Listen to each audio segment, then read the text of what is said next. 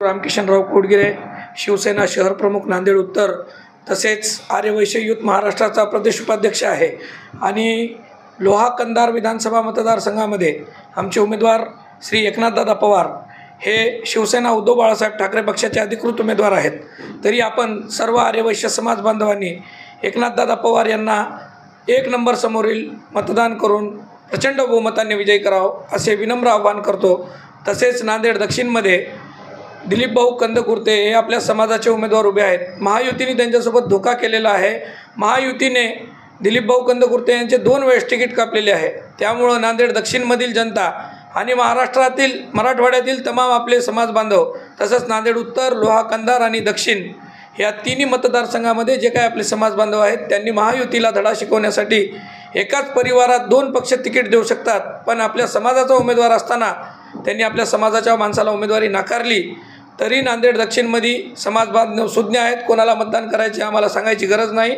आणि लोहा कंधारमध्ये आपण एकनाथदादा पवार यांना मतदान करावे आणि नांदेड उत्तरमध्ये सौ संगीताताई विठ्ठल पाटील डक यांना आपण मतदान करावे असे मी समाजाच्या सर्व समाज बांधवांना आवाहन करतो। आणि काही दिवसांपासून मला एका आमदारांकडून वारंवार सातत्याने धमक्या येतात, त्यांचे कार्यकर्ते मला वारंवार धमक्या देतात की कोमटी समाजाचे लोकांना काय पाया पडलं की पळून जातात, अशी धारणा जे लोक आपल्या समाजाबद्दल बाळगतात अशांना तर चुकूनही मतदान करायचं नाही।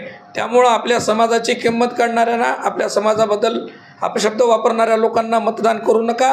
महायुतीचा सुपडा साफ करा आणि येणाऱ्या निवडणुकीमध्ये नांदेड उत्तरमध्ये मशाल आणि लोहा कंधारमध्ये मशाल आणि दक्षिणमध्ये आपल्या समाज बांधवाचा उमेदवार असल्यामुळं मी कोणाला मतदान द्या म्हणून म्हणणार नाही। बाकी समाज सुज्ञ आहे, समाज समजून घेऊ शकतो की आपली काय भूमिका असेल।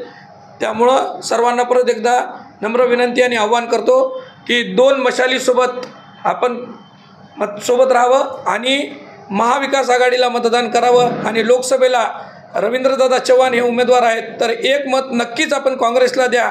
आणि या महाविकास आघाडीने ज्या पद्धतीने सर्वांना घेऊन चालण्याची भूमिका दाखवली आहे, तसेच रवींद्रदादा चव्हाण यांना 1 मत द्या। एकाच घरात 2 उमेदवाऱ्या दिलेल्या आहेत, त्यामुळं सर्व लोक संभ्रमित आहेत।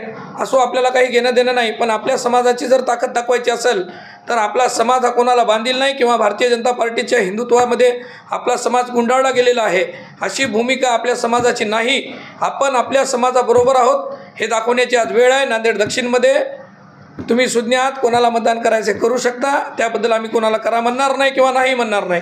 परंतु उत्तर आणि लोहा कंधार या 2 विधानसभा क्षेत्रामध्ये नक्कीच मशालीला द्या आणि लोकसभेमध्ये रवींद्रदादा चव्हाण यांना 1 मत द्या, एवढं नम्र आवाहन करतो। थांबतो। जय हिंद, जय महाराष्ट्र।